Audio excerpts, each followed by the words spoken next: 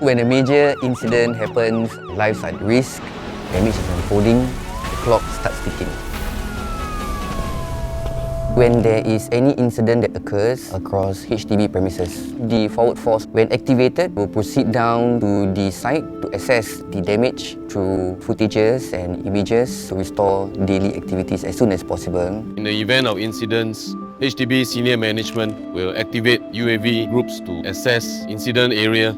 The drone will fly over the damaged areas so that the management can get a bird's eye view of the situation, so the human did not access the danger zone and endanger their own life. We use SG teams, and with the share screen function, we are able to give the management a live view of the situation. SG Teams is a secure digital hub. We can do a video conference with our senior leadership team and with everybody on board. We are able to make a better informed decision so that we can restore normalcy to citizens as soon as practically possible.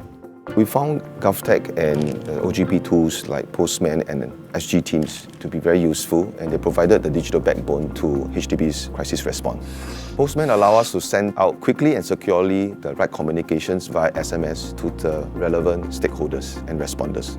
SG Team connects everybody on a secure common platform with the right information so as to make right decisions.